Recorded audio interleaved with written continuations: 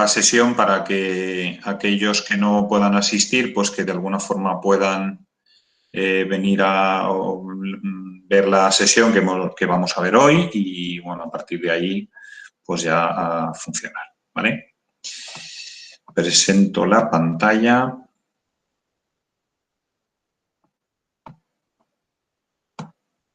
Vale, y me decís si más o menos lo veis bien.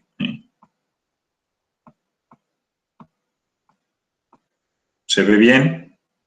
Chicas, chicos.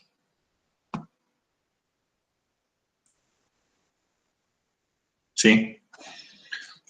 A ver, entiendo que habéis dicho que sí, porque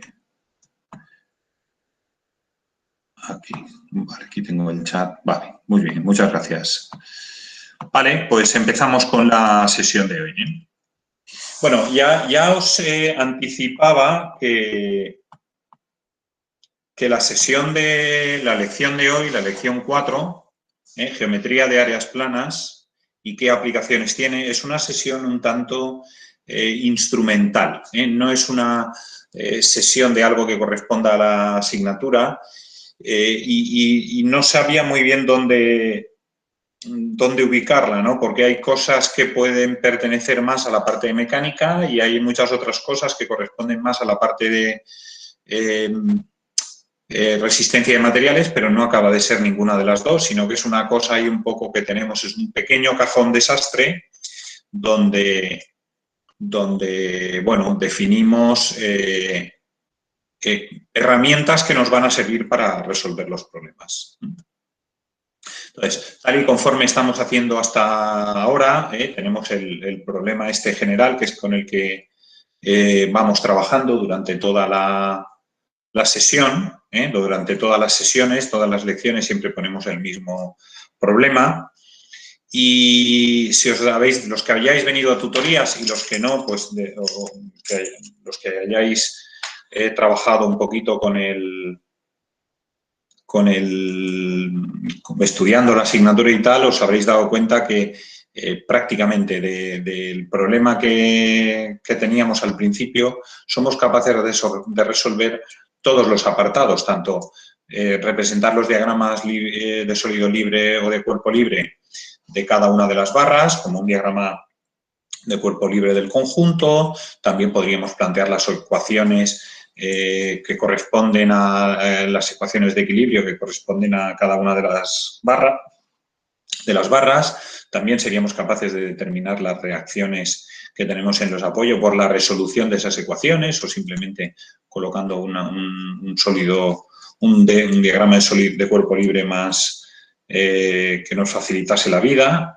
Y también somos capaces de calcular las fuerzas internas, que es algo que habéis hecho en el examen parcial de esta manera. Por lo tanto, todo lo que hay aquí lo podemos resolver. Sin embargo, habían algunas preguntas que poníamos abajo, que eran otras preguntas de interés, y bueno, ya veíamos que pegándole un vistazo, ¿no? Esto que dice aquí de ¿va a tener alguna influencia el peso propio? Bueno, pues el peso propio sí tendría, es como un peso que hay en cada diferencial de X y por lo tanto teníamos aquí una distribución homogénea. Sí, tendría cierta influencia. ¿Qué ocurriría si fuese de otro material? Eso ya lo veremos en la siguiente lección. Pero lo que vamos a ver aquí es si va a tener influencia en el perfil que tenga la pieza y si cambiando ese perfil podría cambiar un poco el comportamiento de lo que está pasando dentro de la pieza. Entonces, ¿cómo va a influir el perfil de la pieza? Es algo que vamos a ver en esta lección. Bueno, en esta lección ya hemos dicho que es una lección básicamente instrumental. Es una lección en la que vamos a dar conceptos que se van a utilizar desde otras lecciones y lo que nos va a permitir es que podamos estudiar fenómenos que ocurren en las barras, básicamente los fenómenos de tensiones, de qué nivel de estrés o de sufrimiento va a tener el material, y también vamos a poder analizar las deformaciones. Hasta ahora nosotros hemos dicho que lo que vamos a hacer en esta asignatura son las famosas gallinas esféricas en el vacío, y las gallinas esféricas en el vacío quiere decir que vamos a tener sólidos rígidos, infinitamente rígidos y por lo tanto no se van a mover, pero aún así sí que vamos a ver qué ocurriría o qué pequeños movimientos vamos a tener en los sólidos o qué pequeñas deformaciones, porque eso es un parámetro fundamental para estimar cómo se está, si nuestro diseño es bueno o no. Es decir, yo puedo diseñar una pieza que la vea y funcione muy bien, pero si esa pieza cuando yo la cargo se deforma mucho, pues puede ser que esa pieza bajo tensiones no quepa en el sitio que yo he diseñado para ella. Y esos parámetros nos los dan unas propiedades que dependen de la geometría de la pieza. Por ejemplo, el centroide y lo que es el segundo momento de área. Segundo momento de área, luego haremos una aclaración más adelante, pero también se suele conocer como el momento de inercia de un área plana. Por ejemplo, aquí yo tengo un ejemplo de una bicicleta, un cuadro de una bicicleta, y yo cada uno de estos tubos los podría diseñar, si os dais cuenta, con diferentes alternativas. Podría utilizar tubo circular, tubo de forma de elipse, podría utilizar tubo cuadrado o rectangular con chaflanes en los extremos, podrían ser tubos de mayor diámetro y un menor espesor o tubos de un menor espesor o de un mayor espesor y más de un diámetro menor. Entonces, ¿cuál de estos tubos va a funcionar mejor? ¿O tiene influencia en la deformación de la pieza o en la distribución de tensiones la forma que tenga el perfil? Pues ya veremos que sí. Entonces, el comentario que ya os he ido adelantando sobre la terminología, os diré que en estas lecciones, para no tener problemas con lo que se habla fuera, es decir, ya hemos dicho que fuera a veces la gente conoce las propiedades de los materiales de una forma, pero nosotros también tenemos que saber cómo se dicen exactamente.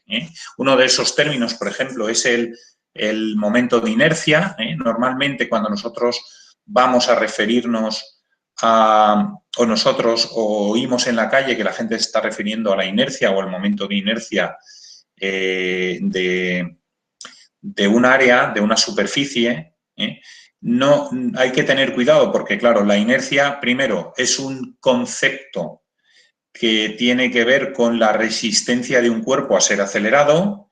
Cuando estamos hablando de inercias de masas, en realidad lo que estamos hablando es de la resistencia de un cuerpo a que cambiemos su rotación. Sin embargo, nosotros aquí vamos a hablar de una propiedad de un área plana. Y algo parecido nos ocurre algo similar con el concepto de centro de masas o centro de gravedad, que normalmente se suelen utilizar estos cuando estamos hablando de superficies planas, cuando nos estamos refiriendo al centroide de una sección. Entonces, el centroide de una superficie o de una sección generalmente se le confunde con el centro de gravedad o el centro de masas de las superficies cuando estamos hablando en un plano.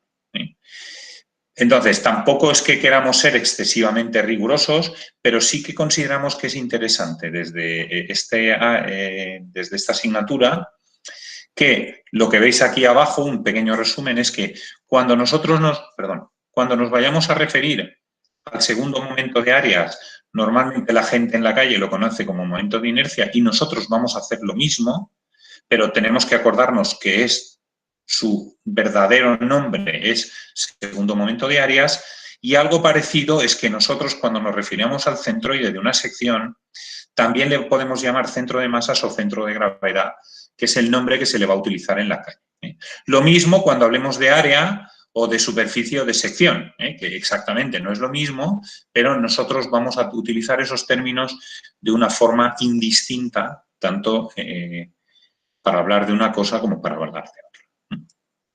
Por ejemplo, ¿qué es el concepto de un momento de inercias másico? Y si lo queremos comparar con el momento de inercia de un área. Bueno, pues Si yo a ese cuerpo le estoy aplicando, yo tengo aquí un cuerpo que es cilíndrico y le aplico una fuerza, ¿vale?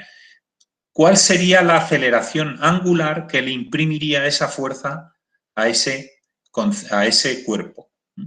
Pues el impedimento de ese cuerpo a acelerarse angularmente sería un concepto que depende de la inercia. A esta propiedad de este cilindro le denominaríamos momento de inercia másico. En este caso, el momento de inercia másico será, porque es un cilindro, es 1/2 de la masa por el radio al cuadrado. Y esta es la forma de calcular el momento de inercia de un cilindro, en concreto este que tenemos aquí, ¿vale? Entonces, si nos damos cuenta, la inercia depende de la distribución de toda la masa en el cuerpo, suponiendo que hay una distribución homogénea, y por lo tanto va a tener las dimensiones de masa por longitud al cuadrado. Esta formulación, ¿cómo se entiende? Entonces os pinto aquí un poco en la gráfica. Cuando nosotros queremos acelerar un cuerpo, nosotros tenemos un cuerpo y lo queremos, y aquí está su eje, y lo queremos acelerar, ¿vale? El sumatorio de momentos, diríamos, el momento que le aplicamos, será igual a la inercia por alfa, donde alfa será la aceleración angular. Entonces, si comparamos esto con la segunda ley de Newton, que hablamos que el sumatorio de momentos es igual a la masa por la aceleración, si os dais cuenta, entre lo lineal y lo angular existe una equivalencia donde cuando estamos hablando en lineal hablamos de fuerza, en lineal hablamos de masa y en lineal hablamos de aceleración, sus equivalentes en angular serán el momento de inercia másico o la inercia y la aceleración angular. Entonces siempre va a existir una equivalencia entre angular y lineal que va a tener que ver con esto de aquí. Bueno, hecha esa aclaración, ¿qué es el momento de inercia de un área? En realidad tiene que ver con que si yo tengo ese mismo cilindro que tenía antes, pero en lugar de aplicarle una fuerza que lo intenta acelerar, le aplico una fuerza en un punto como este de aquí, en el centro, donde no va a tener posibilidad de movimiento, aquí mi intención es saber cómo se va a deformar ese cilindro.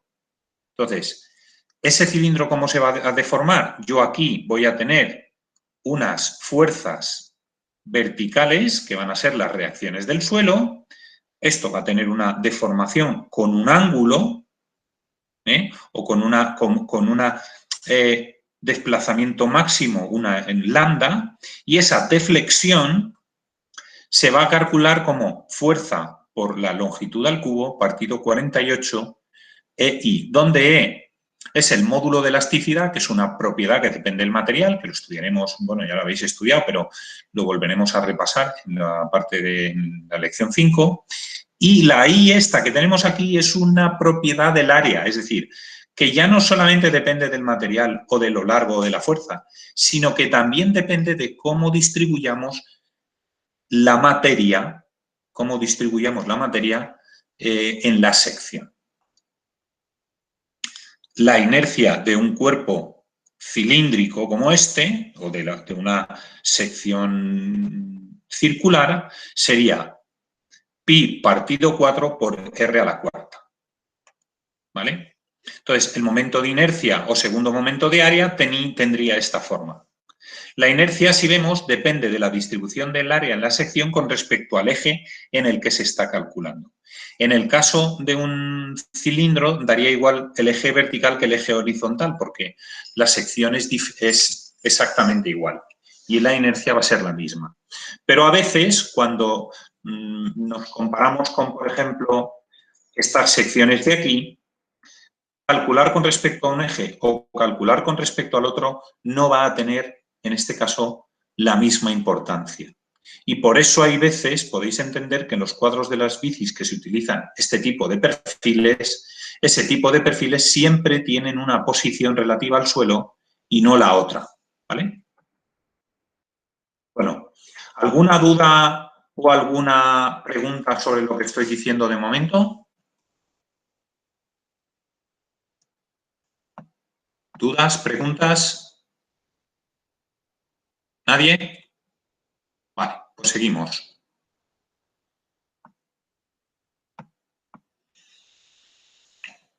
Bueno, en este caso simplemente aclarar que si lo analizamos bien, las unidades que va a tener el momento de inercia de un área plana van a ser longitud a la cuarto, en lugar de las que teníamos en el caso del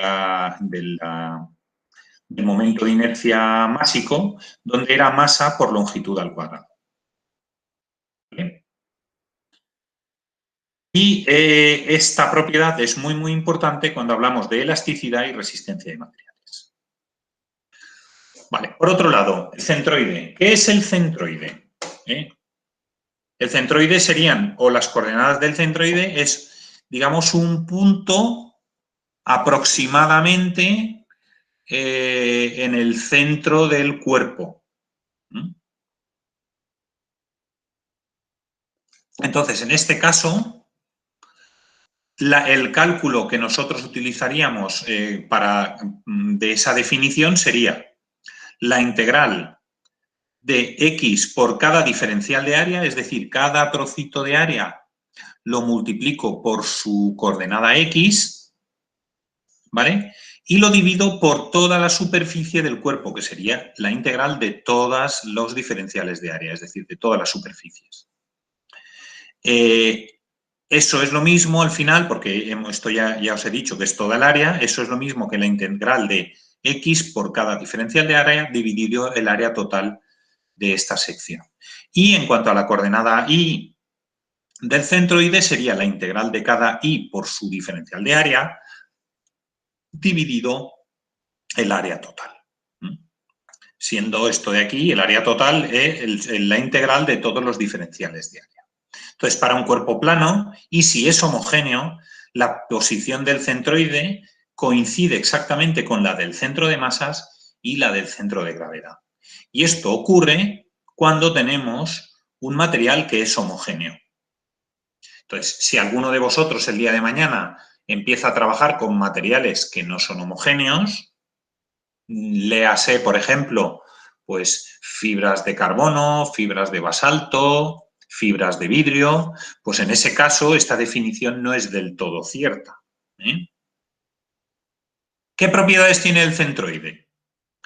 Bueno, pues que si una superficie plana tiene un eje de simetría, y un eje de simetría es que si nosotros aquí colocásemos un espejo en cualquiera de los dos lados, el reflejo de una cara coincidiría exactamente con la otra, pues su centroide siempre va a estar colocado en ese eje de simetría. Por lo tanto, si una superficie plana tiene dos ejes de simetría, el centroide estará donde se crucen esos dos ejes de simetría. ¿Vale? Yo aquí coloco un espejo y veo la simetría, coloco aquí otro espejo y veo la simetría, y en el punto de corte de esos dos ejes de simetría seguro que voy a tener el centroide. Esta propiedad nos va a ayudar mucho, estas dos propiedades nos van a ayudar mucho a calcular los centroides y a calcular, por lo tanto, todo lo que va a venir después. Y si una superficie plana tiene un punto de simetría, su centroide se sitúa exactamente en ese punto. Entonces, en este caso sí que tenemos aquí un punto de simetría donde aquí no podemos colocar un espejo para ver exactamente la diferencia, pero sí que vemos que respecto a este punto, si nos movemos hacia acá, sería movernos en línea recta y girar a la izquierda, y si estamos aquí sería movernos en línea recta y girar a la izquierda, y por lo tanto esto sería un punto de simetría. Ese mismo punto de simetría va a coincidir con el centroide. Ojo, siempre que estemos hablando de materiales homogéneos o de secciones homogéneas. Por lo tanto, la posición del centroide solo va a depender de la superficie. y nunca va a depender del sistema de referencia que yo tome. Esto es una propiedad importantísima. Lo que sí que va a cambiar es si yo ese sistema de referencia lo cambio, en cada nuevo sistema de referencia las coordenadas de ese centroide serán diferentes, ¿vale? Pero no quiere decir que no esté colocado en el mismo punto. Esto lo entendéis. Y si no, hago una pequeña explicación. Si yo tengo aquí un sistema de coordenadas y X, y aquí tengo un círculo para hacerlo rápido, ¿vale? El punto de simetría es esto y por lo tanto esto es el centroide. Yo aquí tendría que las coordenadas del centroide en este sistema de referencia van a ser x1 y 1, ¿vale? En xy, pero si yo luego decido cambiar el sistema de coordenadas justamente a este, donde aquí yo tengo una nueva y' y x', las coordenadas del centroide en este caso van a ser 0, 0. Entonces, las coordenadas en este sistema de referencia son unas, las coordenadas en este sistema de referencia son otras, pero lo que sí que es cierto es que el centroide siempre va a estar situado en el mismo punto, independientemente de donde yo lo mida, ¿vale? Bueno. ¿Tenemos alguna duda, pregunta sobre lo que he dicho hasta ahora?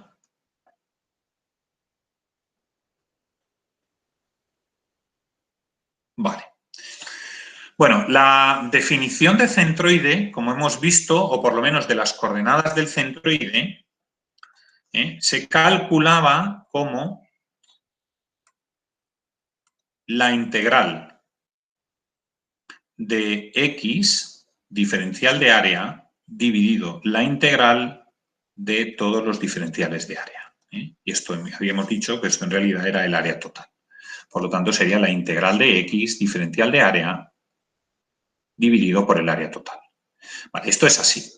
Pero, ¿qué ocurre cuando yo tengo un cuerpo que está formado por cuerpos, o lo puedo dividir en cuerpos más pequeñitos que, aprovechándome de las propiedades estas, ya puedo calcular su momento de inercia? Por ejemplo, este de aquí, ¿vale? Este de aquí, si yo tengo aquí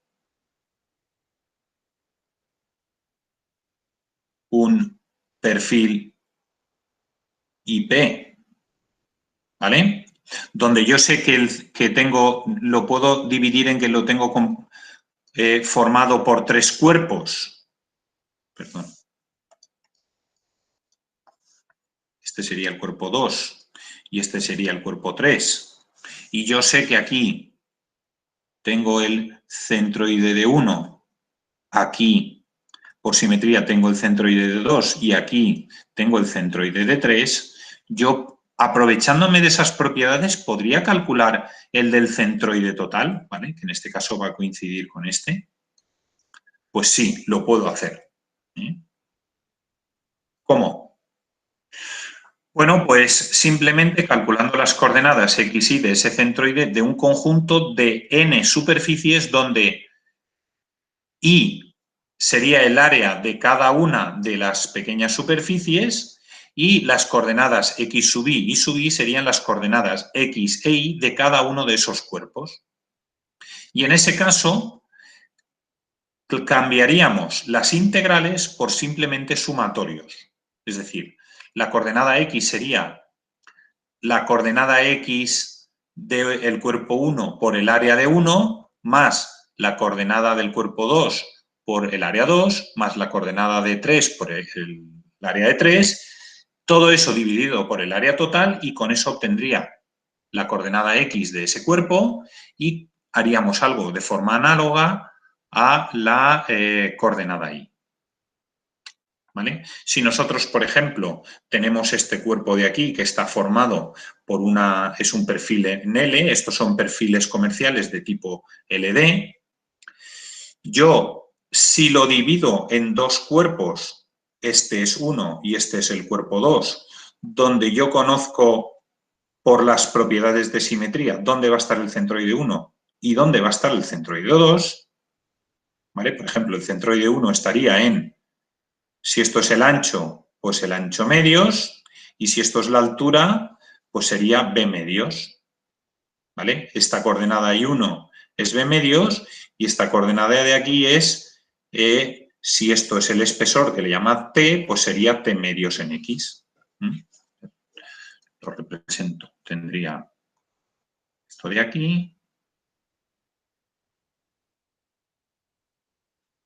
Esto es T. Entonces, esto sería T medios en X, y si esto es B, sería B medios en Y. Esto sería este centroide 1. Y este centroide 2, ¿cuánto valdría? Pues sería, esta X2 va a ser C menos B medios,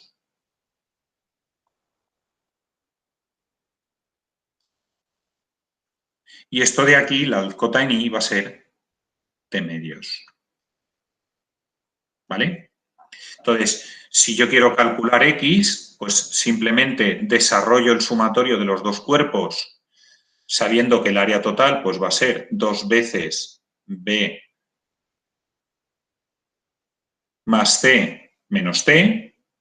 Bueno, el área total, el área total sería el área de 1, sería B por T, y el área de 2 sería pues base por altura, ¿vale? Base sería C menos B, y este sería multiplicado por T. ¿Vale? ¿Vale? Operando de esto, tendría que el área total será el área de 1 más el área de 2, ¿vale? Y entonces operando, al final obtengo esto de aquí. Y podría yo conocer las coordenadas del centroide, que en este caso estarían situadas más o menos por aquí, a partir de el centroide de la superficie 1 y he conocido también el centroide de la sección 2. ¿Dudas, preguntas hasta ahora?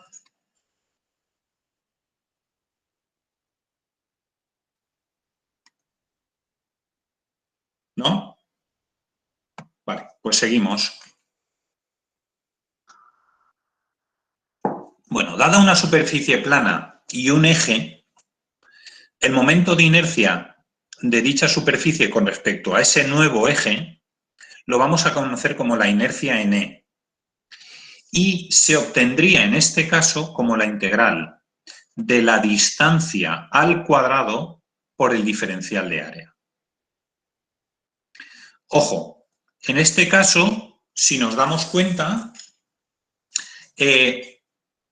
ya no calculamos la inercia con respecto a sus ejes, sino la estamos calculando con respecto a un eje genérico.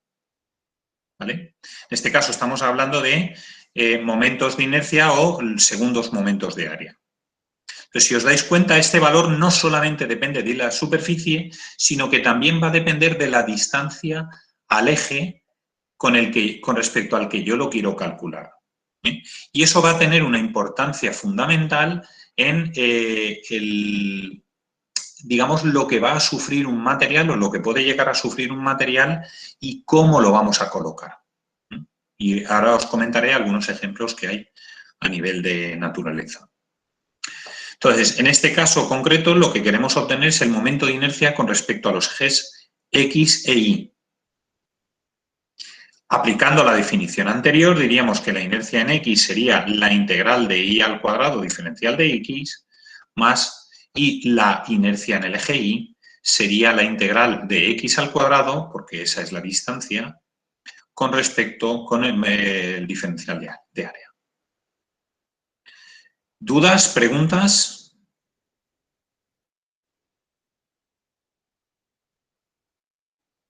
¿No tenemos ninguna duda? Vale. Bueno, ejemplos de aplicación a todo esto que estamos viendo. El cálculo de las deformaciones que aparecen sobre unos elementos de tipo viga, debido a cargas que los están flexionando, ¿vale? A que esto ya nos intuye que vamos a tener ahí algún tipo de momento flector. Eso está relacionado con el ejemplo que yo os he dado al principio. Entonces, en estos casos, muchas veces es bastante difícil calcular cuánto valdría esa deflexión. Sin embargo, sí que podemos encontrar tablas, formularios que nos ayudan a determinar cuál es el peso o cuál es la deformación que va a sufrir un cuerpo simplemente por el hecho de tener una carga en un sitio. Entonces, en este caso, en el caso ejemplo de la niña que estaba pescando con el cocodrilo abajo, nosotros simplificamos el modelo a un peso que está aplicado en un punto y eso me va a generar una deflexión, me va a generar una deformación de la viga. ¿Cuánto valdría esa deflexión?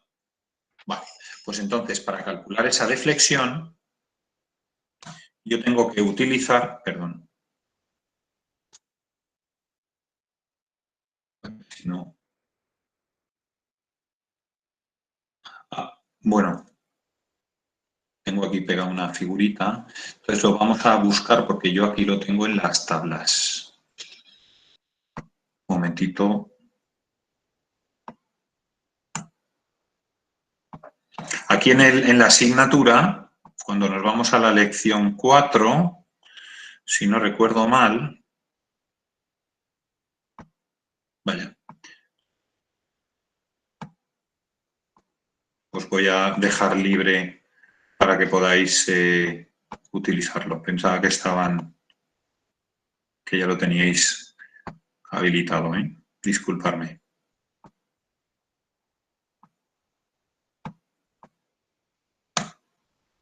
Vale.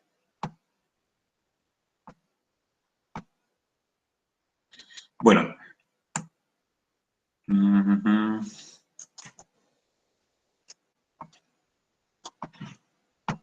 Volvemos al ejemplo que yo os estaba diciendo, ¿vale? Luego buscaremos...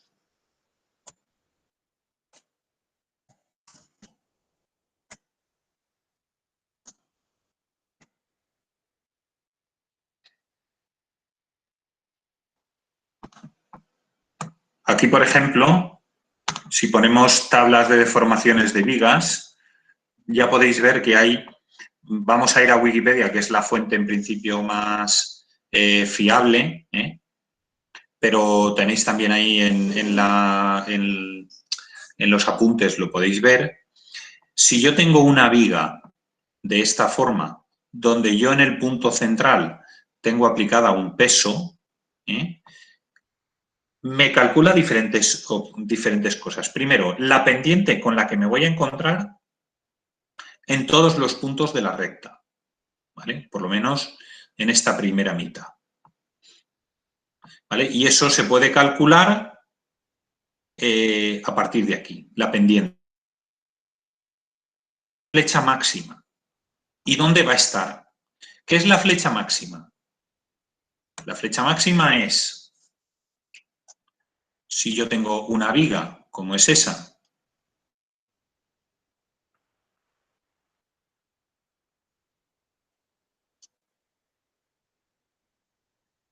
y digamos que en equilibrio sería así,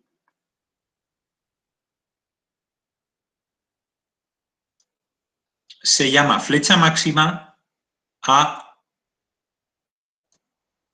esta diferencia que tenemos aquí. Esto sería la I máxima o la flecha máxima. Entonces me dice cuál es y dónde va a ocurrir, que justamente va a ser en L medios. Es decir, si esto es L, justamente a la mitad, en el E-medios, ahí es donde se va a producir la flecha máxima y va a caer hasta ahí. Ya podríamos saber si el cocodrilo nos va a comer o no. Y también nos va a dar la curva de la elástica, que es la posición I para todos los puntos de esa curva. Lo que nos está dando en ese caso sería la función que determina esta I para cualquier valor de X. ¿Vale? ¿Dudas? ¿Preguntas? Bueno, seguimos. Entonces, en este caso, ¿vale? Como es algo, bueno, es un punto así más o menos genérico, también podríamos calcular cuál sería la deformación, nos daría la delta máxima, en el caso del ejemplo de los anexos, si la fuerza está descentrada, yo también puedo calcular lo que va a valer la I, o sea, cuánto va a valer la I y en qué punto, esto sí está centrado y esto está, si está descentrado, pero también puedo utilizar pues, carga distribuida linealmente, un único momento aplicado, carga puntual en un voladizo, carga distribuida en un voladizo, carga distribuida en un trozo de un voladizo, ¿vale? Todo esto son tablas, alguien que se ha encargado de realizar las integrales para que nosotros ahora lo tengamos más fácil. Entonces, ¿qué es lo que tenemos que saber? Lo que tenemos que saber es el módulo de elasticidad o módulo de Young, la inercia o segundo momento de área que vamos a tener de esa sección, ¿vale? Con respecto a la horizontal y dónde está, bueno, lo que sí que vamos a tener que tener en cuenta es que en este caso siempre vamos a considerar que en el modelo que nosotros nos hacemos de viga, la viga va, o sea, la rayita que nosotros pasamos es por dónde va a pasar el centroide de la sección.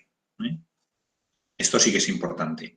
Y ya veremos cómo en este caso la flexión que vamos a tener no es la misma utilizando la viga, poniéndola de esta forma, que si nosotros giramos esta sección 90 grados. Ya veremos que cambiará. La única inercia, la única propiedad que va a cambiar es la inercia, que va a ser mayor y, por lo tanto, la flecha va a ser menor. Si la inercia es mayor, la flecha es menor. Con la misma carga, la misma longitud y el mismo material. Entonces, ya empezamos a ver que sí que tiene influencia cómo coloque yo la viga para que funcionemos de una forma o funcionemos de otra. Bueno, aquí tenemos un ejemplo de una deflexión. Si yo comparamos dos posibles perfiles, uno como sería este, otro circular y uno con una sección rectangular achaflanada muy larga, ¿vale? En el caso de una bicicleta tubular, veríamos que la sección circular, bueno, es rígida frente a cargas, es igualmente rígida frente a cargas de cualquier tipo, ¿vale? Pero en el caso de esta sección va a ser mucho más rígida si la intentamos doblar con respecto al eje X, ¿vale? Y se doblará muy fácilmente con respecto al eje Y. Entonces, este perfil, si nosotros tenemos definido cómo va a ser el tipo de esfuerzo que va a hacer, podemos aprovechar el material y no utilizar este. Ejemplos que podemos ver en la naturaleza, por ejemplo, pues las cañas que se utilizan para sujetar, pues, no sé, en los campos de tomate o la misma forma que va a tener las cañas de bambú. Las cañas de bambú, si nosotros nos damos cuenta de esas cañas o de las cañas que nos podemos encontrar aquí, son muy, muy espigadas y si nos damos cuenta en la parte central no tienen ningún tipo de material y todo el material lo ponen exteriormente. Es decir, son huecas, muy ligeras y muy resistentes. Y todo eso lo hacen porque la naturaleza ha conseguido un perfil circular y este perfil va a conseguir que sople el viento de cualquier dirección, va a tener la misma resistencia y si el mismo material yo lo pusiera en una parte, en en una única, digamos, en el centro, pues eso haría que no trabajase mucho peor el material, ¿vale? Bueno, momentos de inercias de áreas compuestas. Imaginaos que yo quiero calcular el momento de inercia de un área compuesta, pero en este caso sería una exterior y una zona interior que está hueca. Entonces, el momento de inercia de un área compuesta, en este caso con respecto a su centroide, se podría calcular como la inercia de todo menos la inercia de lo que no está. ¿Vale? Ahí tenéis el ejemplo del Gibelert de la página 523 o del Bedford, el ejemplo activo 8.3. También tenemos ahí, hacen varios ejemplos, y aunque no os vamos a pedir que calculéis una propiedad, que es el radio de giro, pero sí que es interesante que calculéis cómo se podrían obtener los momentos de inercia en el eje X y en el eje Y. Entonces, vamos a ver, quiero enseñaros ahora lo que nos vamos a encontrar en propiedades de vigas. Imaginaos que yo os digo prontuario de perfiles metálicos.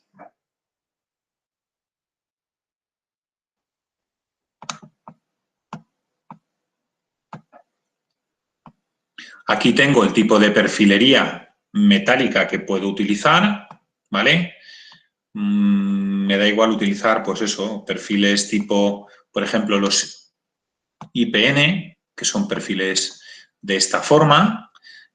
Aquí me da un montón de propiedades. Me dice cuál es la sección, cuál es el momento estático de la sección, el momento de inercia respecto al eje X, el módulo resistente, el radio de giro, ¿vale? Momento de inercia respecto a la sección Y. Nosotros nos vamos a centrar en la propiedad esta y en la propiedad esta. Y ya está, no en las demás. Entonces, si yo, por ejemplo, cojo un perfil y suponemos el IP 140, tiene esta forma, el IP 140 tiene 140 milímetros de H, de esta propiedad de aquí, tiene 66 de la propiedad B, que es esta, la anchura del ala, ¿vale? Y si nosotros cogemos y queremos analizar cuánto es la inercia en el eje X, vemos que son 573 respecto al eje X, ¿vale?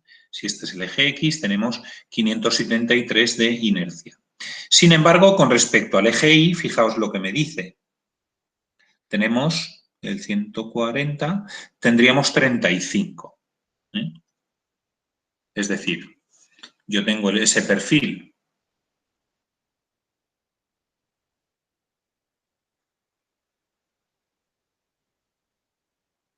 ¿vale? Tengo aquí el eje X y aquí tengo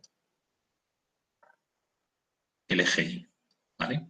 Entonces, si nosotros nos acordamos de lo que acabamos de ver sobre la deformación, la inercia tiene un impacto directo en la deformación. Entonces, si yo quisiera calcular el delta máxima, ¿vale? Que sería P por L al cubo dividido 48 I, ¿vale? Y esto sería el módulo, la inercia. Si yo supongo que tengo la viga colocada como esta, no voy a pintar otra cosa, la tengo ahí colocada como esta, pues la pregunta sería, ¿habría diferencia si yo colocase el perfil así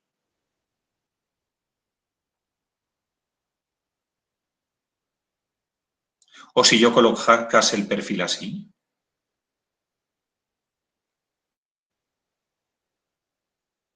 ¿Vale? Yo aquí aplicaría el peso y aquí aplicaría el peso. Vale, pues si nos damos cuenta, tanto P, la longitud, 48, el material es el mismo y todo esto es el mismo. Esto es una constante.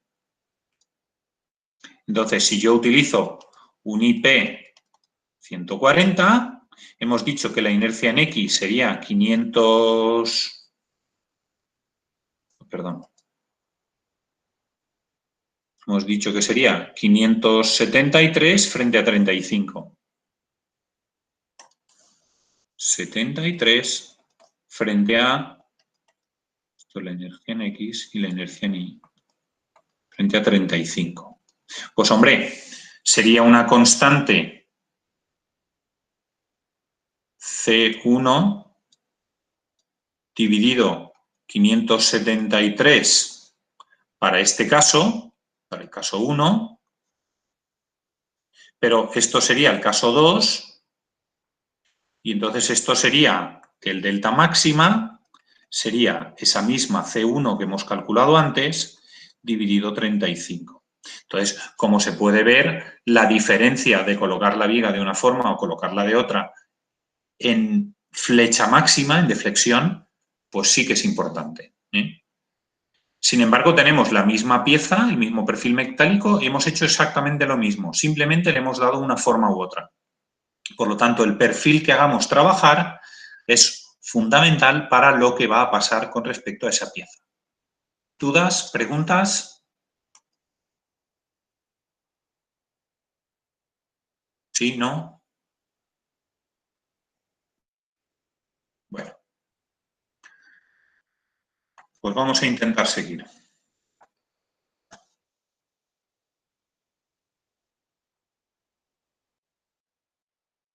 Bueno, en este caso, si nosotros lo que queremos es hacer este ejemplo, que tal vez sería una buena cosa, ¿vale? Si yo quiero calcular cuál sería la inercia, yo aquí lo que me puedo dar cuenta es que la inercia respecto al eje X es, según el formulario, es B por H partido 12, siempre es B por H partido 12. Respecto al eje Y será H por B, porque la propiedad que importa es la otra, ¿vale? Y a partir de ahí yo podría calcular la inercia en X y la inercia en Y. Y si yo lo sustituyo, vería que tengo esto, ¿eh? Esto es otra cosa que nos va a venir de los formularios. Es decir, si yo quiero calcular momentos de inercia, también puedo venirme aquí. Eso lo vais a tener en los exámenes, normalmente lo pongo. Sería cálculo de momentos de inercia. Eso.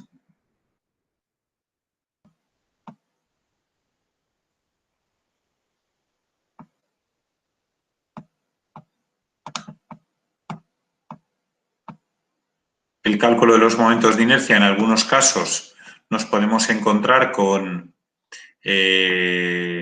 bueno, ahí hay una cuestión teórica y tal, de la explicación en detalle, pero yo entiendo que esto vosotros ya lo habéis hecho. Y luego, normalmente, suelen haber esas integrales para cuerpos definidos, se suelen calcular de forma genérica y directamente ya nos dan el prontuario donde, por ejemplo, para el cálculo de, en este caso sería un rectángulo, ¿vale? Para el cálculo de un rectángulo, el cálculo de esas integrales me diría que es un 12avo, en este caso de A por B al cubo. Bueno, aquí aparece la masa porque aquí están calculando cálculos de los másicos, ¿eh? Que no son los que nosotros queremos. Vamos a ver si encontramos uno que sea... Estos son másicos también. Y ahora mismo no vamos a encontrar ninguno.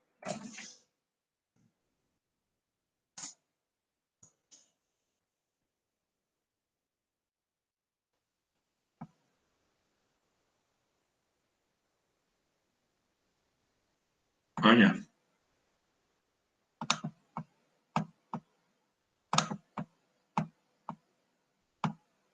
Vale, aquí tenemos la Mecapedia y tampoco lo calcula.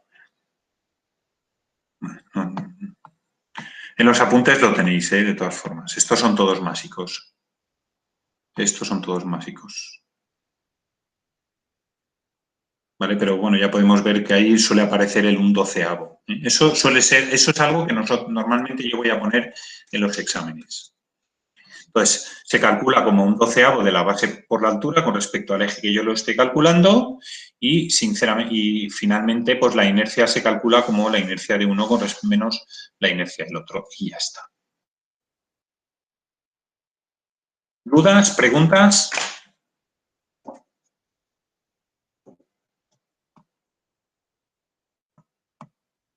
Vale, si os parece, vamos a hacer un pequeño receso de 5 minutos, o incluso menos, y aprovechamos porque voy a introducir un concepto nuevo, o bueno, nuevo tampoco, pero que a veces la gente le genera algún problemilla, y serían el concepto de la aplicación del teorema de Steiner, ¿vale? O cómo calcular momentos de inercia respecto al eje que no son centroidales. Tiene bastante aplicación. Entonces, si os parece, paramos 5 minutos y luego continúo.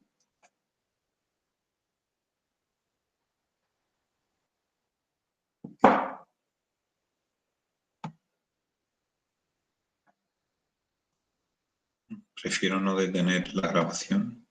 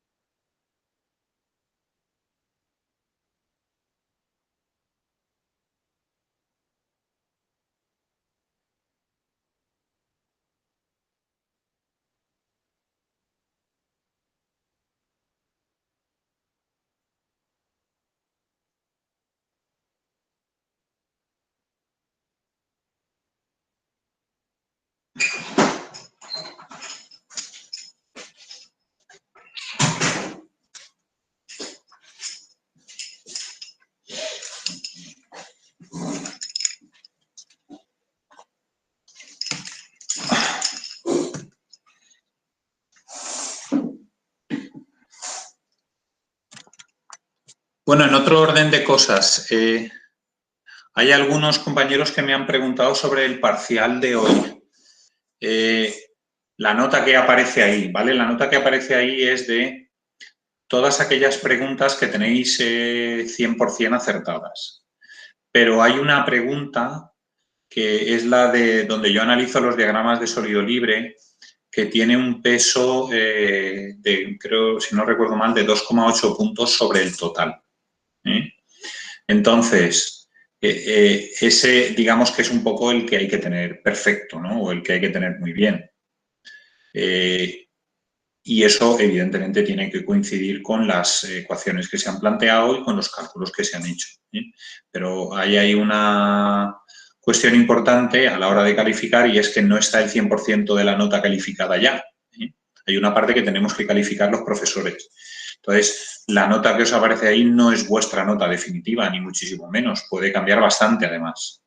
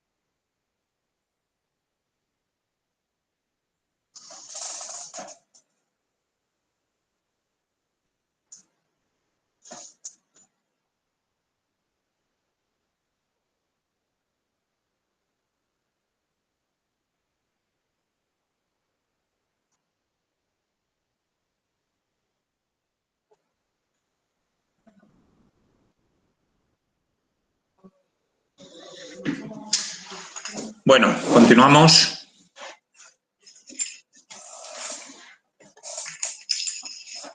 Continuamos.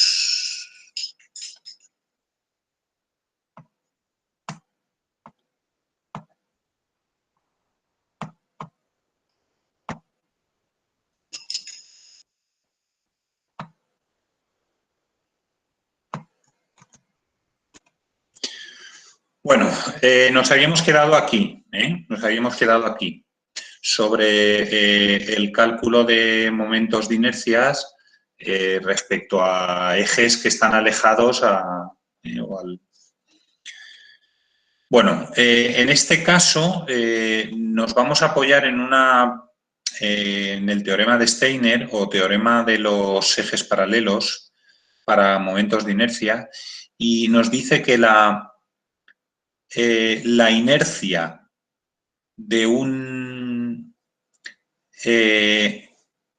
la inercia que tiene una masa, como por ejemplo esta que tenemos aquí, respecto a este eje, que es el eje E, sería igual a la inercia calculada respecto a un eje centroidal, es decir, un eje que pasa por su centroide, más el área de esta superficie multiplicado por la distancia entre estos dos ejes al cuadrado. Es decir, si yo quiero calcular la inercia respecto a un cuerpo, respecto a un eje, lo primero que tengo que hacer es calcular la inercia con respecto a un eje centroidal, es decir, un eje que pase por su centroide, que además tiene que ser paralelo al eje que yo quiero calcular la inercia final.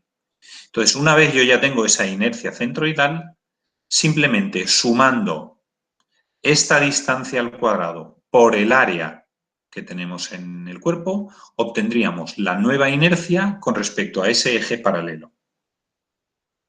Entonces, es importante porque me permite, con un cálculo sencillo, únicamente conociendo el área y la distancia entre dos ejes, calcular la nueva inercia, el segundo momento de área respecto a ese nuevo eje. Pero, ojo, siempre me va a relacionar momentos de inercia de un eje con respecto a un eje centroidal. O sea, siempre el de partida tiene que ser un eje centroidal. Y un eje centroidal es un eje que pasa por el centroide del cuerpo. Por eso, en los puntos anteriores de esta lección, hemos estado hablando de centroides y hemos estado hablando de momentos de inercia. Entonces, si yo aplico el teorema de Steiner, en este caso, para calcular el eje X y el eje Y, lo que tendría que hacer es, de este cuerpo, donde yo tengo aquí una distancia 1 y una distancia 2, respecto a este, si yo quisiera calcularlo, sería, primero, centroide. Segundo, ejes centroidales paralelos a los ejes que yo quiero calcular. En el caso del eje X, un eje paralelo al eje X que pase por su centroide y un eje Y que pase por su centroide a una distancia de 2 del eje que yo quiero calcular. En este caso, la inercia en X sería la de X centroidal, calculada con respecto a este eje, más el área total por esa distancia 1 al cuadrado. Y la inercia con respecto al eje Y sería la inercia en Y calculada con el eje centroidal más el área por la distancia de 2 al cuadrado. Eso podéis ver unos ejemplos tanto en el Gibbeler, el 10.5, que está en la página 524, y el Bedford, que está en la página 8.5, ¿vale? La página 389.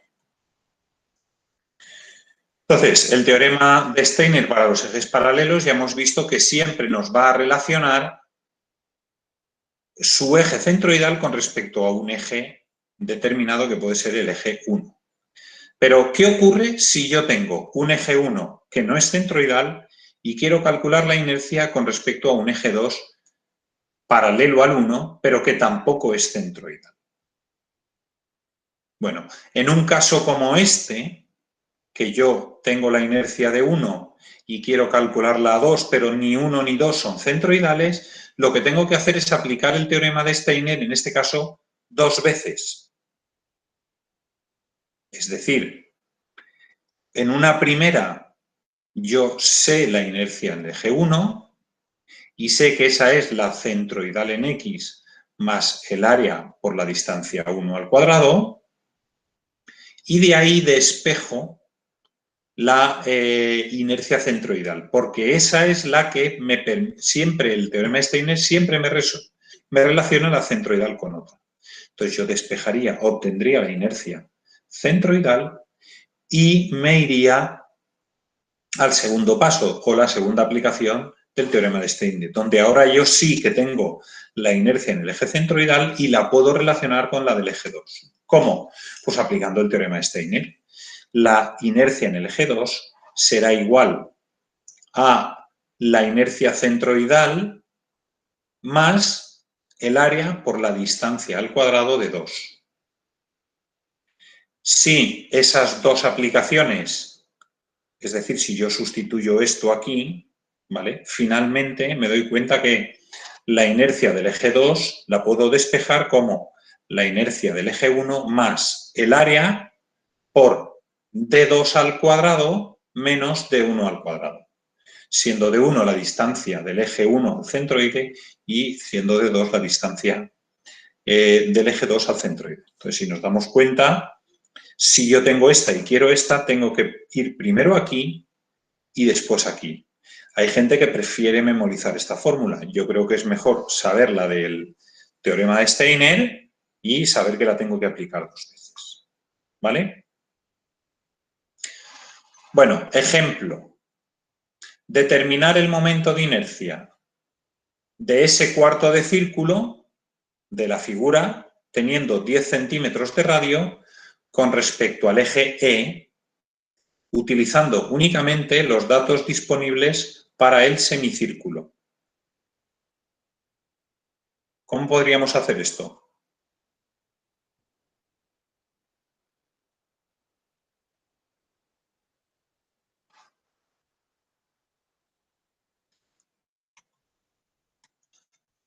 ¿Alguna idea?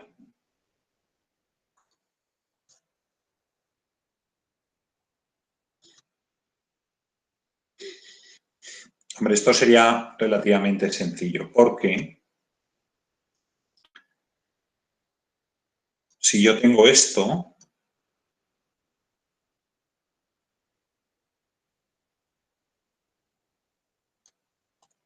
y aquí me dicen que esa I es 4R partido 3pi, en realidad, como es un círculo, esto es 4R partido 3pi y esto es 4R partido 3pi.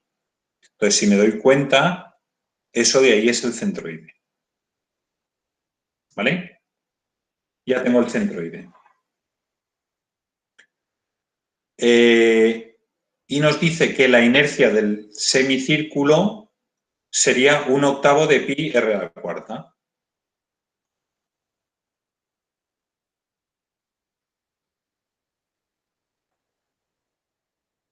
Perdón, era 1/8.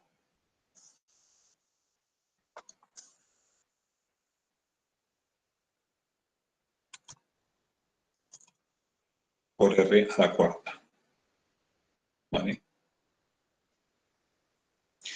Entonces, en este caso, la inercia que vamos a tener del semicírculo también va a ser la mitad, por lo tanto va a ser la inercia. Lo podemos buscar, ¿eh?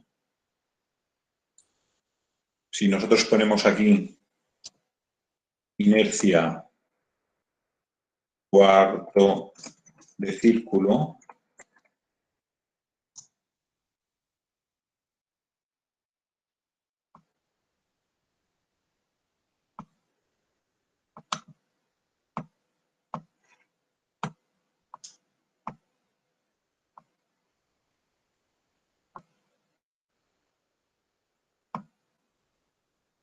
ahí hace una integral un poco rara.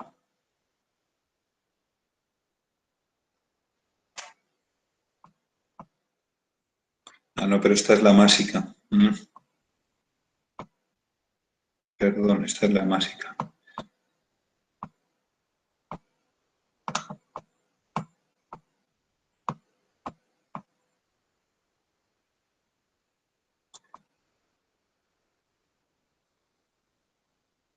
Aquí la tenemos, ¿vale? ¿Lo veis? Es un 16avos de pi r a la cuarta. O sea, sería la mitad. Es lo que teníamos ahí previsto. Un momento. Es la mitad y por lo tanto la mitad es un 16avo de pi r a la cuarta. ¿Vale? Entonces, lo que pasa es que nos la pide con respecto a un eje que es este de aquí, este eje. ¿Vale? Perdón, sí, ese eje. Está justo aquí, ¿vale? Pero no es su centroide. Entonces, lo primero que tenemos que hacer es calcular la inercia respecto a ese centroide. Podríamos calcular la inercia aquí. Esto sería el Y centroidal y esto sería el X centroidal. Entonces, yo diría que la inercia, el cálculo, por ejemplo, para el eje X, bueno, en este caso habría que calcularlo para el eje Y,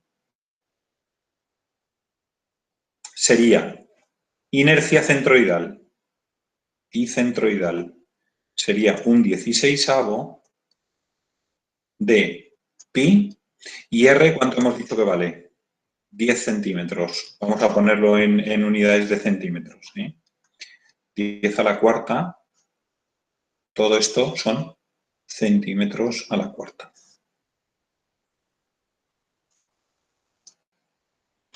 Y ahora yo quiero calcular la inercia en I respecto al eje E. Entonces sería la inercia I centroidal más ¿qué? Más la distancia por el área al cuadrado. Entonces, ¿cuánto vale el área? El área es el área del círculo, que es pi r cuadrado, es 1/4 de pi r cuadrado. ¿Vale? Tenemos aquí, no sé si aquí se calcula, no está calculada, pero bueno, ya os digo yo que es la cuarta parte, ¿vale? Como es lógico. Perdón, aquí estoy. Vale, ¿y cuánto vale la distancia? La distancia en este caso es esto, d. Entonces, d es igual al radio menos 4/3, perdón,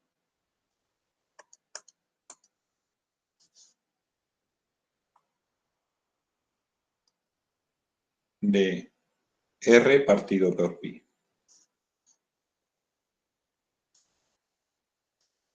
Esto va aquí, esto va aquí, y esto ya lo hemos calculado antes. Y por lo tanto yo calcularía la inercia con respecto a ese eje. Si nos damos cuenta, siempre que estamos, o sea, nosotros en realidad en el eje centroidal tenemos la inercia menor. Si nos alejamos del eje centroidal, cada vez vamos a tener más inercia. Esto es la justificación de por qué las cañas se alejan del centroide. O sea, alejan el material, ¿vale? La naturaleza. ¿Por qué aleja el material del centroide? El centroide está aquí y el centroide está hueco. Y sin embargo la caña está, tiene el material aquí. ¿Por qué? Pues porque con la misma materia tengo una mayor inercia, porque he alejado el material de mi eje. Y eso hace que yo tenga mayor resistencia a, por ejemplo, a la flexión. ¿Dudas? ¿Preguntas? Vale. Pues continuamos. En este caso, si hacéis el cálculo, veréis que os salen 3.151 centímetros a la cuarta. Vale. Y ahora vamos a calcular el ejemplo del Bedford, el 8.4 de la página 338, que os dejo ahí, es determinar el momento de inercia o segundo momento de área, que es el nombre verdadero de esa propiedad, de la figura plana mostrada con respecto al eje Y y en el momento de inercia centroidal vertical. ¿Vale? Os hago la explicación de la falla.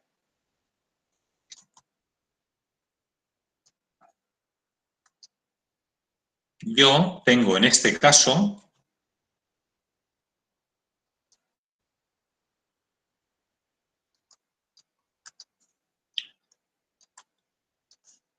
un cuerpo que tiene esta forma.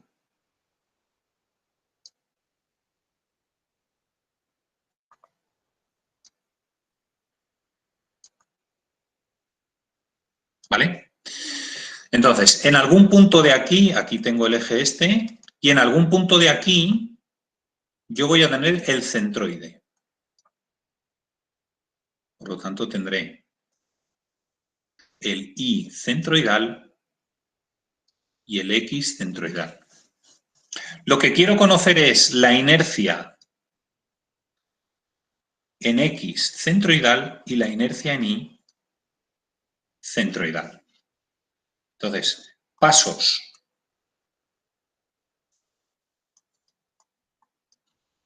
Paso 1. Voy a descomponer en cuerpos pequeños.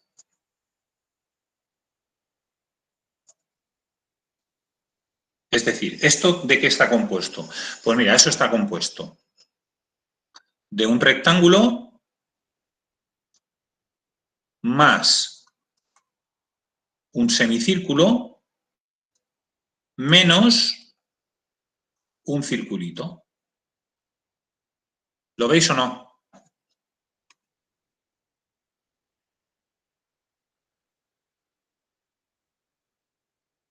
¿Vale? El rectángulo tiene 120, el semicírculo 40 de diámetro y esto tiene 20.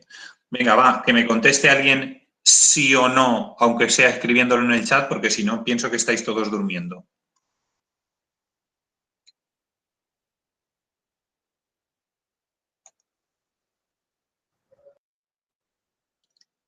Bueno, gracias. Vale. Entonces, aquí fijaos lo que nos dan.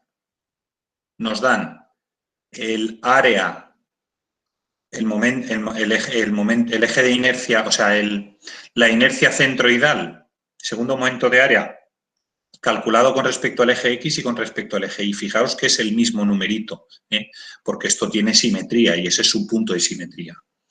Aquí, respecto a su centroide, tened en cuenta que cada pieza de estas tiene su propio centroide, entonces hay que ir con cuidado con esto. Ya tenemos el paso 1, lo he descompuesto. Ahora, paso 2. Calculo inercia en X, inercia en y área, y los centroides de cada pieza.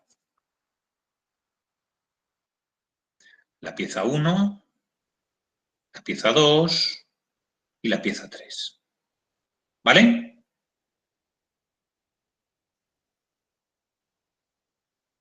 Tres. Cálculo el centroide. Porque pensad que aquí tendré el centroide de 1, por aquí tendré el centroide de 2 y justo ahí tendré el centroide de 3. Entonces tengo que calcular el centroide total, que es este que hay aquí en negro. 4.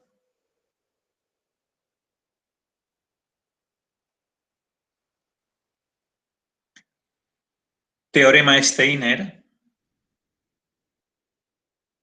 Y me llevo todas las inercias al centroide C. Es decir, cuando yo haya calculado de X, haya calculado su inercia con respecto al eje Y, por ejemplo, pues luego me lo tendré que llevar ahí. Cuando haya calculado de C2, me lo tendré que llevar ahí. Y cuando haya calculado el de C3, me lo llevaré ahí también. ¿Por qué? Porque las inercias, si no están en el mismo eje, no se pueden sumar. Ni se pueden sumar ni se pueden restar. Solamente inercias en el mismo centroide se pueden sumar y restar.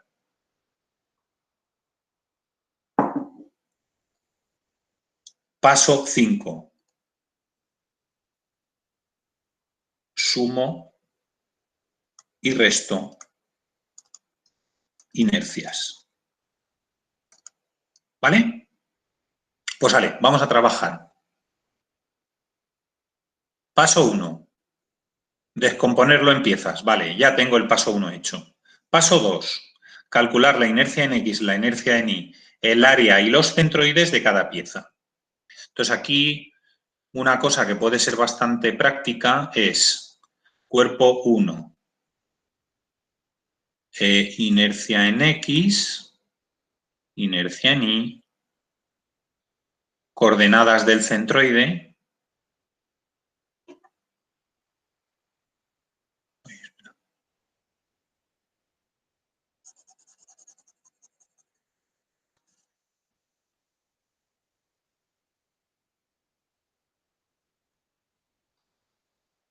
Y después el área. Del 1, del 2 y del 3.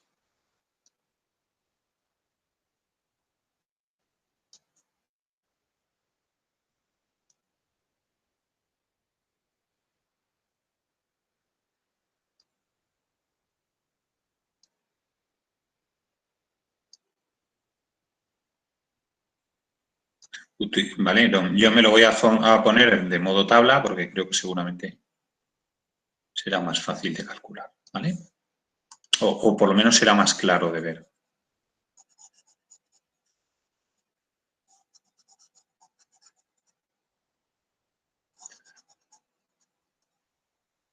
Vale, me decís, ¿me vais a ayudar vosotros en el cálculo desde casa? Por favor, os pido que, para hacerlo un poquito más ameno, hacerlo así, ¿vale? Empezamos con la pieza 1. Inercia en X es 1/12,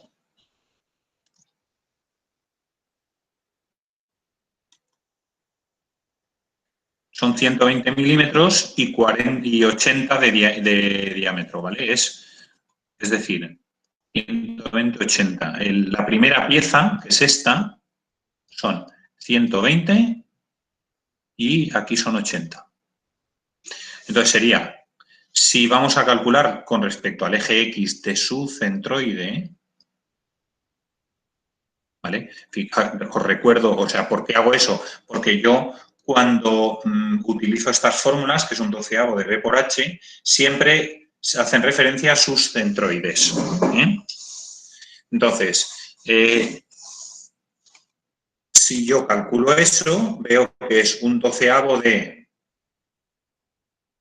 ¿Cuánto vale la base? Son 120 multiplicado por 80 al cubo. ¿Eso cuánto vale? Alguien que haga el cálculo, va.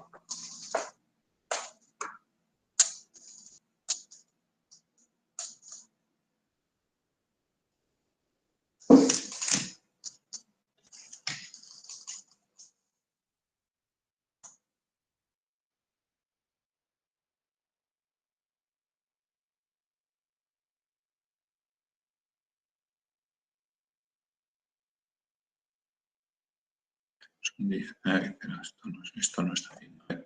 Vamos a ver, son, primero el difícil es 80 elevado a 3. Vale, invento.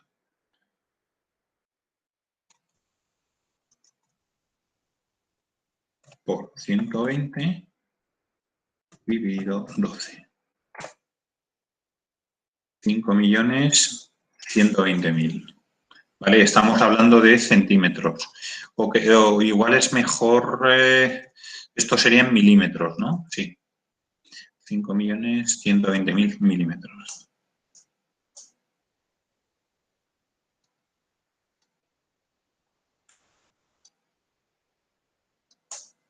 Vale.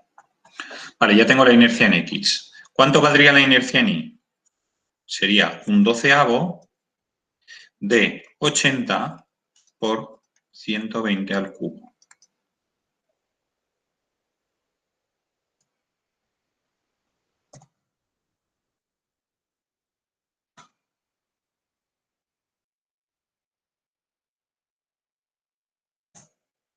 $11.520.000.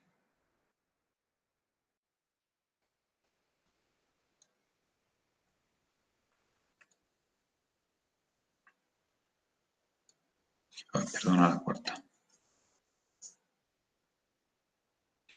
Vale, ¿dónde estará situado el centroide?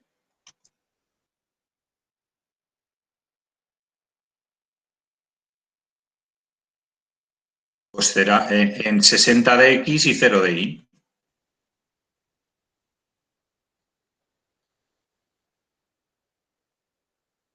¿Y cuánto es el área? Pues 120 por 80.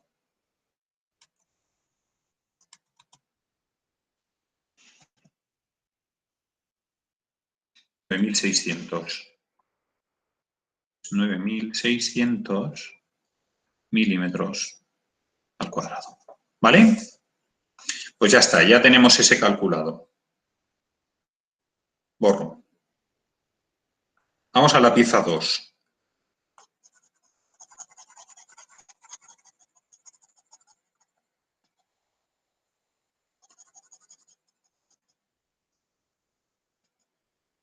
Vale. Pieza 2. Vale, la pieza 2, ¿cuál hemos dicho que eran? La pieza 2 hemos dicho que era ese semicírculo, ¿eh? Que también era positivo, ¿vale? Entonces, el semicírculo de diámetro 40. Entonces, nos venimos aquí y decimos que la pieza 2 es... Esto de aquí son 80 y es un semicírculo. Entonces, nos vamos a ver lo que nos dice la fórmula y nos dice que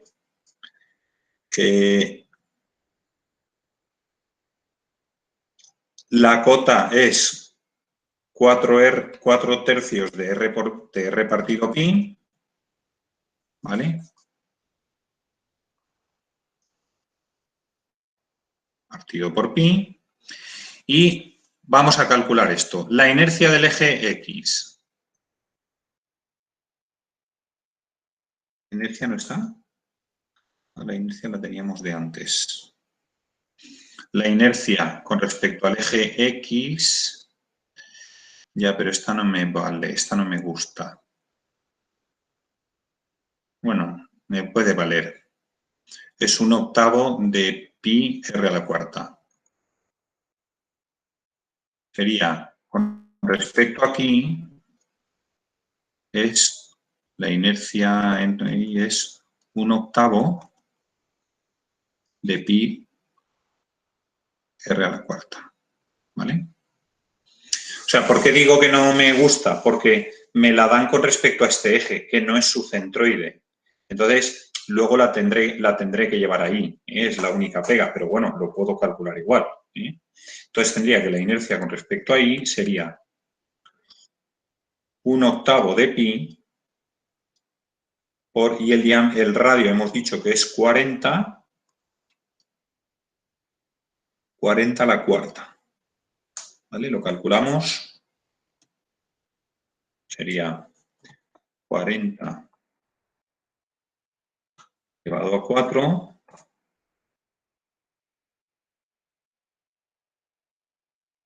por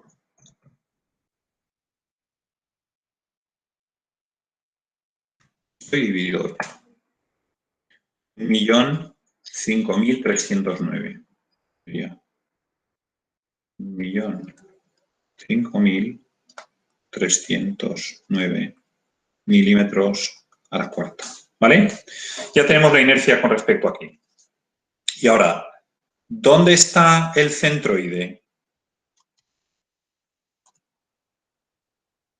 Lo primero, si yo quiero calcular I centroidal 2, lo que tengo que hacer es aplicar el teorema de Steiner.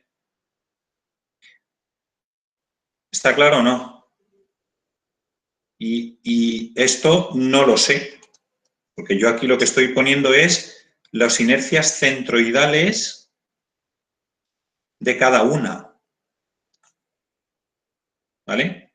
Y su centroide, y luego ya calcularé dónde está el centroide global, pero de momento eso todavía no lo sé.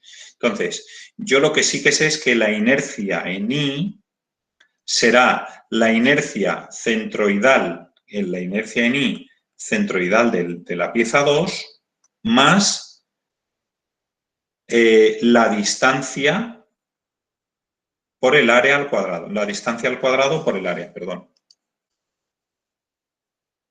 ¿Vale? Teorema de Steiner.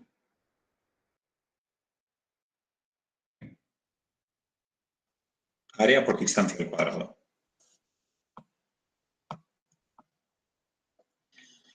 Vale, entonces, en este caso, el que hemos hallado es este. ¿Cuánto vale el área? El área vale, pues, pi r cuadrado dividido 2. Pues, pi por r, en este caso r es 40 al cuadrado,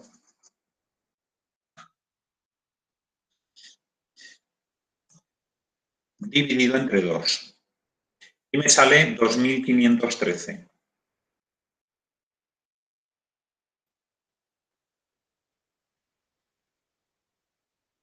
Milímetros cuadrados. Eso es lo que vale el área. Por lo tanto, ya sé esto.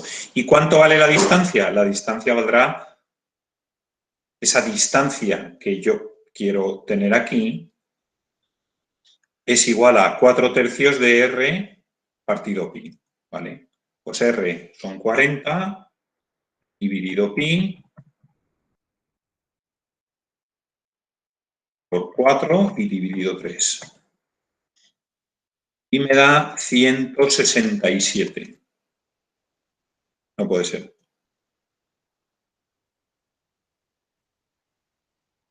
Es R. R son 40.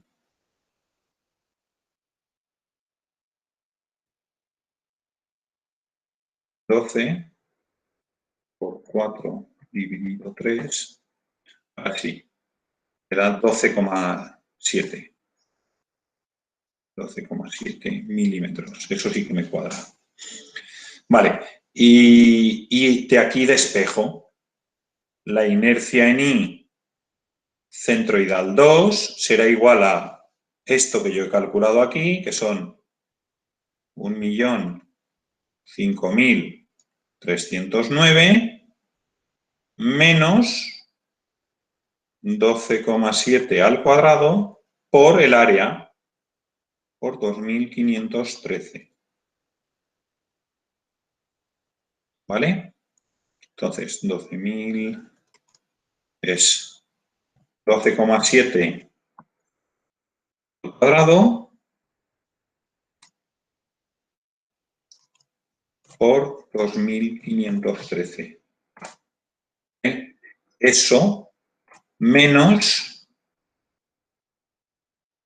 1.50309. Y me sale que la inercia centroidal son más o menos, voy a poner 600.000.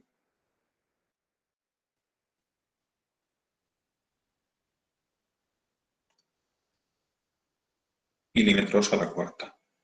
¿Vale? Calculado la del eje Y. Ahora tendría que calcular la del eje X. La del eje X, en el caso este, en el caso de la formulita, ¿dónde está la formulita? Vale, esta es un poco la más crítica, ¿no? Esta de aquí no tiene tanto problema. Porque, o sea, el centroide ya lo tengo definido, ¿vale?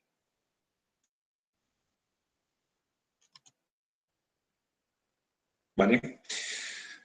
Entonces, seguiría calculando. La idea fundamental, ¿dónde está colocado el centroide de este semicírculo? Pues está en los 120 más los 12. Serían 132,7 y en 0 de cota I. ¿Vale? ¿Y cuánto vale la inercia aquí con respecto al eje Y? Es pi r a la cuarta partido 8. Pues r a la cuarta hemos dicho que era 40 elevado a 4 por pi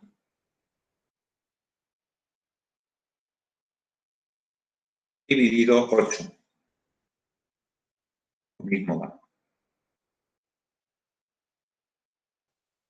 ¿Dónde estoy ahora? Aquí.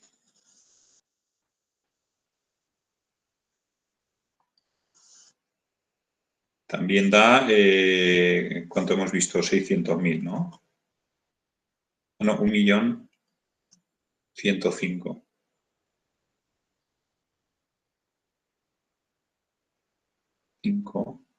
309 milímetros a la cuarta. Vale, ya tenemos el cuerpo 1 y el cuerpo 2. ¿Qué falta hacer ahora?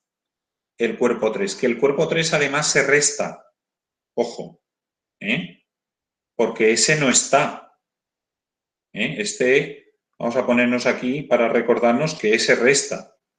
Entonces, ¿cuánto es la inercia de su centroide?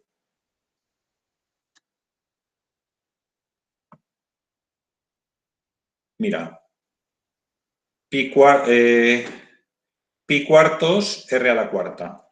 Pues vale. Pi, el radio a la cuarta, por pi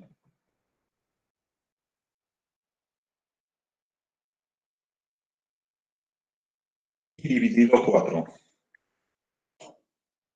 Estos son 2.010.624.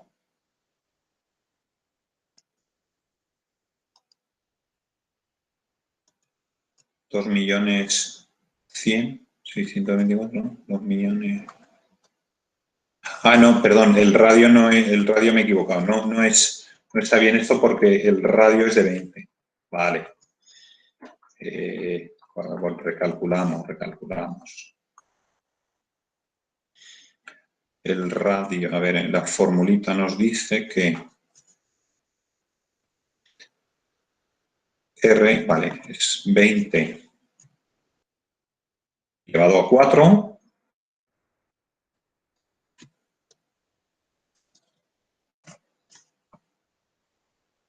Elevado a 4 por pi y dividido 4. 125.664.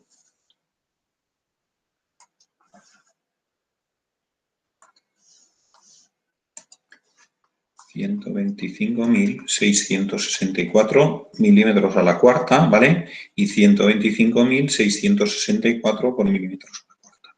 ¿Dónde está el centroide? El centroide está ahí, o sea, está aquí. Y esos son 120 en X y 0 en Y. Entonces yo me vengo aquí, 120 en X y 0 en Y. ¿Y el área? Pi r cuadrado. R, 20 al cuadrado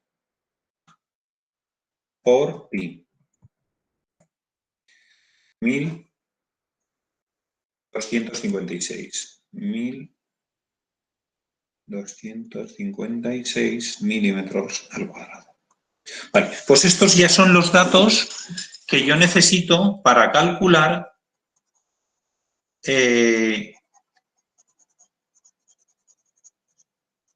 cuál es la inercia de la pieza grande. De una pieza grande que está formada a partir de 3 piezas pequeñitas conocidas donde yo conozco las inercias.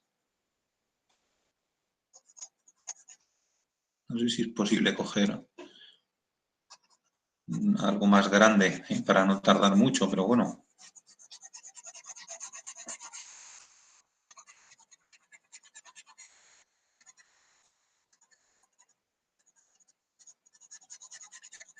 Que ahora tengo una tableta grandota, entonces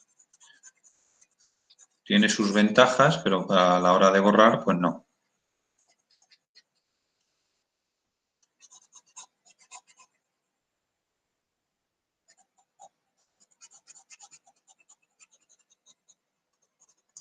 Vale, entonces, ya tenemos esa tabla con todos los datos. Hemos calculado, ¿qué hemos hecho hasta ahora? Descomponer en cuerpos, calcular de inercia en X, inercia en Y, el área y los centroides de cada pieza, y ahora tengo que calcular el centroide global. Vale, centroide. Pues hombre, en este caso está claro que la I va a ser 0. ¿Vale? No por nada, sino por simetría.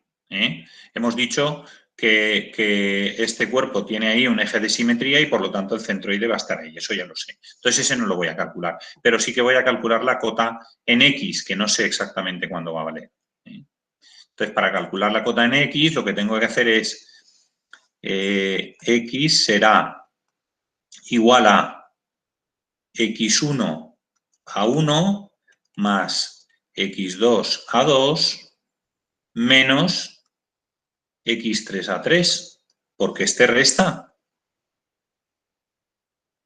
Y del mismo modo el área será el área de 1 más el área de 2 menos el área de 3, porque es el área total del área. ¿Vale? ¿Podéis, por favor, calcularme esto y dármelo? A ver si me demostráis que no estáis durmiendo. Lo dejo ahí en pantalla, ¿vale? Venga, unos minutos. Calculádmelo, por favor.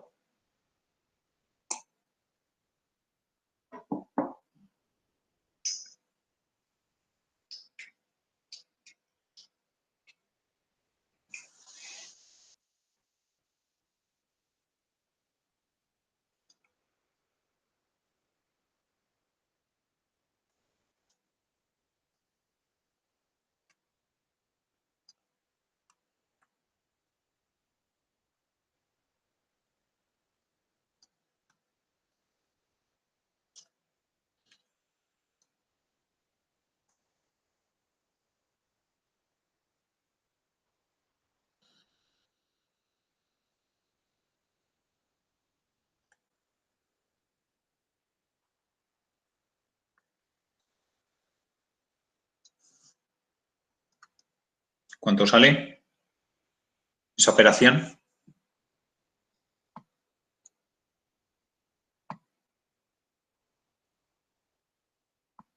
Uy, hay una pequeña discrepancia. Por favor, repetirlo y aseguraros de que es esa operación que hay ahí, ¿eh? De todas formas, el numerito tiene que salir un numerito más pequeño de 120, ¿eh?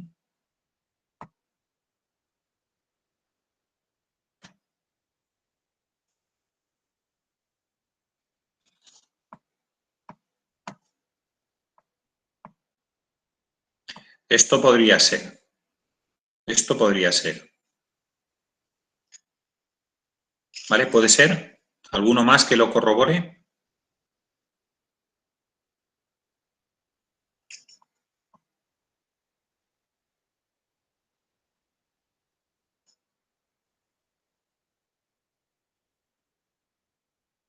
Sí, da eso, ¿vale? 69,88. Vale, pues lo ponemos aquí. 69,88. Entonces, el centroide global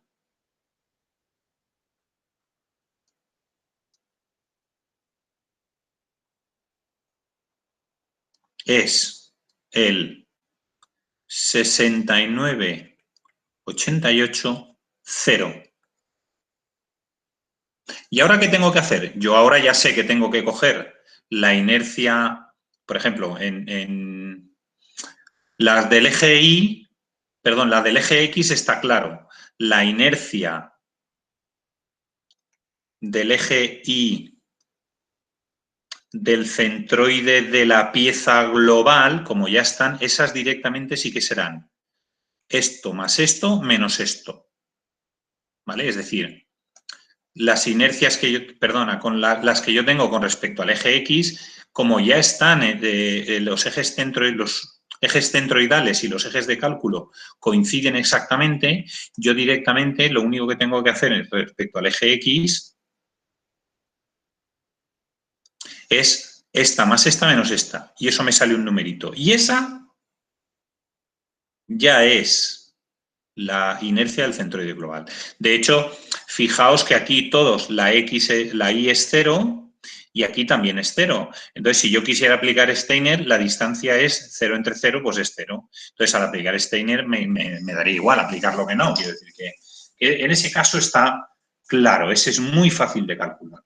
Ahora, ¿cuál sería el otro? El otro sí que tenemos que ver estos. Y los del eje Y sí que no son centroidales. Me explico. Tenemos, ya lo hemos visto antes, aquí tenemos el centroide de 1, aquí tenemos el centroide de 2 y aquí el centroide de 3. Y este es el número 69,88 que acabamos de calcular. Entonces, ¿esto qué quiere decir? Quiere decir que esto está ahí. Por lo tanto, si yo este lo quiero sumar, me lo tengo que llevar allí. ¿Cuál es esa distancia? Hombre, pues si estos son 120, está claro que esos son 60. Por lo tanto, la distancia de 1 es 9,88. Entonces, cuando venga aquí y tenga que calcular la inercia de la pieza 1 al centroide global, será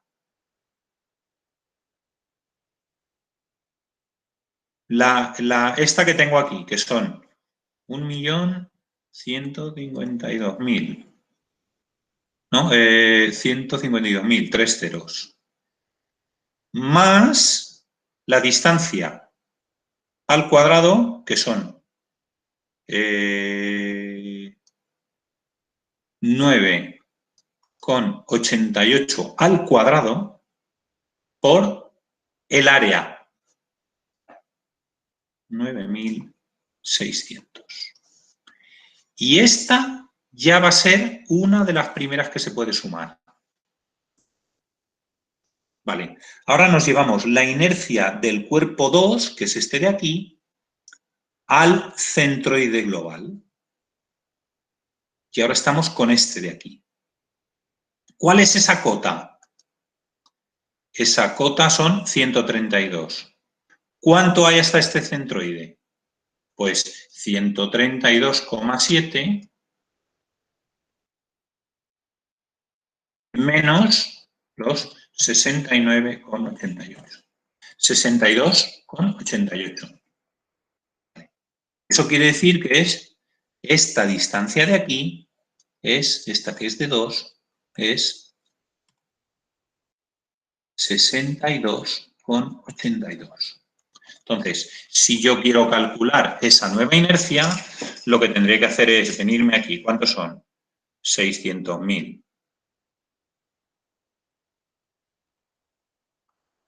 Más 62,82 al cuadrado por el área. Por 2.513. Y esta es la segunda de las que forma parte de la global. Y la última, ojo que la última va a ir restando.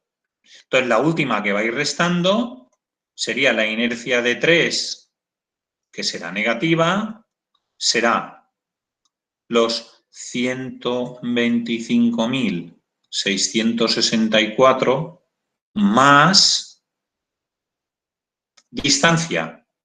Este está en 120. Pues 120 menos 69,88. 20 menos 69,88. 50,12. 50,12 es esta distancia de aquí, de 3. 50,12. Pues esa distancia, 50,12 al cuadrado por el área, por 1.256 milímetros. Y esta será la que restará. Y finalmente, la inercia global. A ver si soy capaz de pintarlo bien.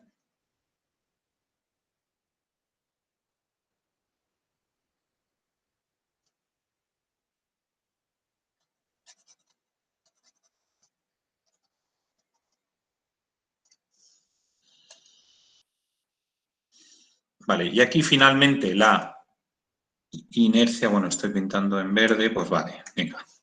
La inercia global centroidal es igual a la inercia de 1 al centroide más la inercia de 2 al centroide menos la inercia de 3 al centroide.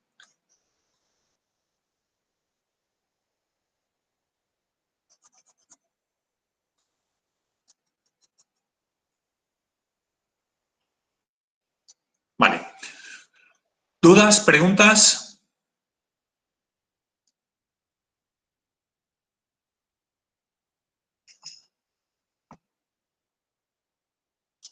David, no entiendo tu pregunta. ¿Puedes quitarte el micrófono y preguntar?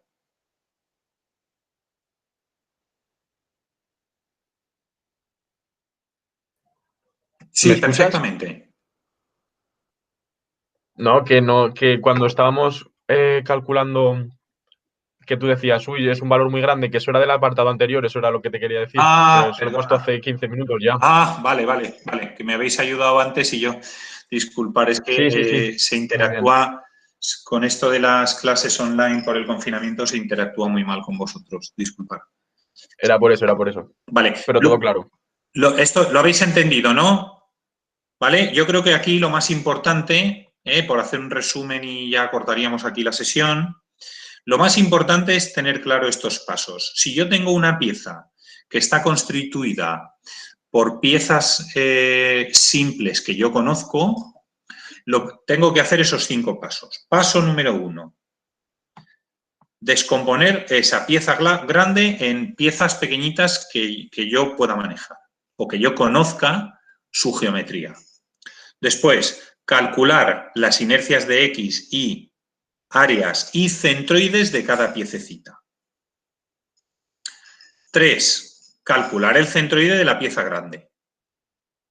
4. Aplicar el teorema y llevarme todos los momentos de inercia al centroide, a los ejes centroidales. Y una vez ya los tengo ahí, puedo sumar y restar inercias, pero no puedo sumar ni restar inercias que no estén en el mismo eje. ¿Vale? Si están en ejes paralelos, no las puedo sumar. Me las tengo que llevar al mismo eje. ¿Dudas? ¿Preguntas? Sí, yo tengo una duda. Dime, David. ¿Puedes poner la pantalla de antes, por favor? Claro. La pizarra, ¿no? ¿Está? Sí, muy bien, esa. Para calcular los centroides, ¿tú nos recomiendas que la I siempre nos... Es decir, ¿dónde está tu punto dónde está tu punto 0,0? Aquí en este caso, supongo al extremo, ¿no? Claro, a ver, en este caso es que si te acuerdas, espérate, esto vamos a recordar, esto viene de aquí. Esto viene de aquí, ¿vale? Entonces, como viene de aquí, el 0,0 es este punto de aquí. Vale, sí, sí, sí. ¿Y tú nos recomiendas que siempre lo hagamos así o da igual? Que el eje X atraviese justo por el centro de la figura. Bueno, es que a veces no podemos elegirlo, ¿sabes? Vale, vale. Entonces supongo que será depende del caso, ¿no? Claro, lo que sí que os recomiendo siempre es que al final terminéis metiéndolo todo en el eje centroidal y los orígenes, el origen de coordenadas, en el origen del centro, o sea, coger como origen el centroide al final. Eso me has Vale. entendido, ¿no? Sí, O sí, sea, sí, sí, si sí. yo ahora tuviese que hacer algún cálculo de otro tipo, que ya los haremos en las lecciones siguientes, de esta pieza, por ejemplo, tensiones o deformaciones o tensiones tangenciales, tensiones normales, ya sí que me tendría que ir siempre a este eje. Siempre, siempre el centroidal. Vale. Vale, Estos perfecto. van a ser los guays. ¿Vale? Vale, ¿Alguna aportación más de algún compañero más? gracias. Bueno, David, gracias a todos. Habéis sido unos campeones y unas campeonas de aguantar esta chapa de 2 horas